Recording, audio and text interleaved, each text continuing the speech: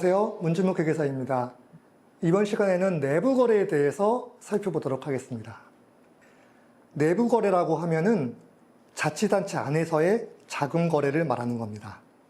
구체적으로 개별 회계끼리 서로 돈을 주고받는 게 있다고 하면 그것을 내부 거래라고 하게 되겠습니다. 내부 거래 유형에는 4가지가 있는데요. 하나씩 살펴보도록 하겠습니다. 첫 번째 유형은 전입금, 전출금에 대한 내용입니다. A회계가 B회계한테 돈을 100억을 주었습니다. 100억을 그냥 준 겁니다. 나중에 돌려받는 게 아니고 그냥 주고 끝나는 경우입니다. 이런 경우를 준 사람 입장, 받은 사람 입장에서 A회계는 돈을 줬으니까 전출금이라고 부르고요. B에게는 돈을 받았으니까 전입금이라고 부릅니다. 케이스 1, 케이스 2를 나누어서 생각해 보도록 하겠습니다. 케이스 1은 내부 거래를 상기하지 않는다면 어떤 경우가, 어떤 일이 발생하는가를 알아보겠습니다.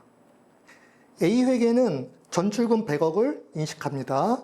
B에게는 전입금 100억을 인식합니다. 상계가 없기 때문에 자치단체 전체 입장에서 봤을 때 전체 수익도 100억, 비용도 100억이 발생하게 됩니다. 하지만 이거는 모순입니다. 왜냐하면 내가 나한테 돈을 주고 내가 수익으로 잡고 내가 비용으로 잡는 거는 말이 안 됩니다. 우리가 왼쪽 주머니, 오른쪽 주머니가 있다고 할 때 왼쪽 주머니에서 오른쪽 주머니로 10,000원을 이동시킨 다음에 나 오늘 10,000원 벌었다. 나 오늘 10,000원 썼다. 라고 말하는 건 의미가 없습니다. 사실상 이거는 거래가 없는 거나 마찬가지입니다. 따라서 수익 100억, 비용 100억을 계상을 하고 보고를 하면 안 됩니다. 그래서 이거를 상기를 해야 됩니다. 어떤 식으로 상기하냐면은 100억, 100억이 있었는데 이 내부 거래 칼럼을 따로 만들어서 100억씩 빼줍니다. 그럼 맨 마지막에 최종 개가 0원이 되게 됩니다. 그래서 자치단체는 내부 거래를 다 상계를 하게 됩니다. 따라서 재정운영표에 수익도 0원, 비용도 0원입니다.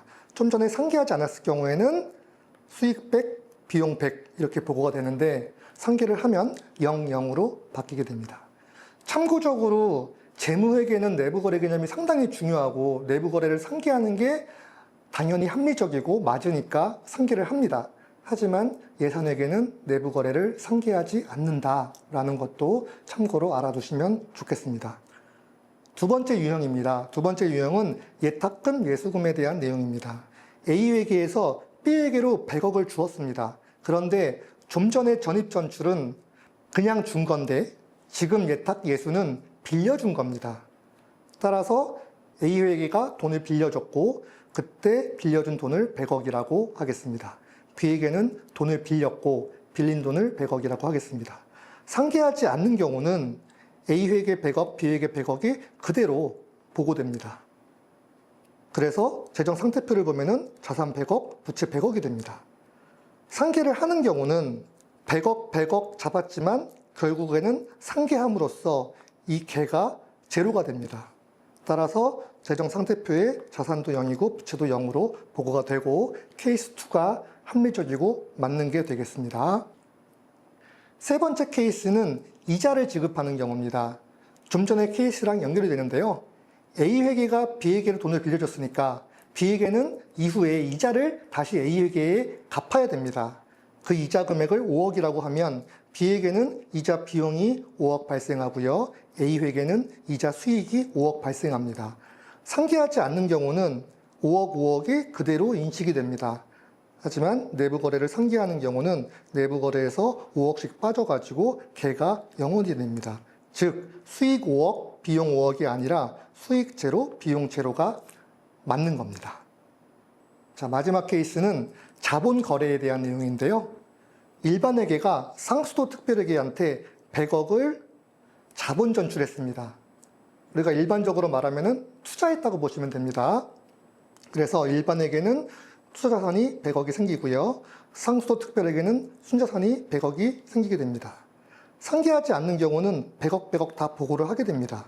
따라서 자산 100억, 순자산 100억 이런 식으로 부풀려서 보고가 되는데요. 상계를 한다고 하면은 100억, 100억이 없어지면서 이 개가 제로가 됩니다. 즉 재정상태표에 자산 제로, 순자산 제로로 보고하는 게 맞다는 것입니다. 자, 이번 시간에는 내부거래 개념도 알아보았고요. 내부거래의 4가지 유형에 대해서 알아보았습니다. 내부거래 용어를 기억해 두시는 게 필요할 것 같습니다.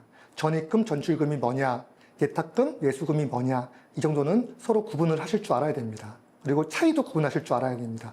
전입, 전출은 돈을 주고 끝나는 거다. 그리고 예수, 예탁은 돈을 주고 나중에 다시 돌려받아야 되는 거니까 한마디로 빌려준 거다. 라고 차이점을 인지하시면 되겠습니다. 감사합니다.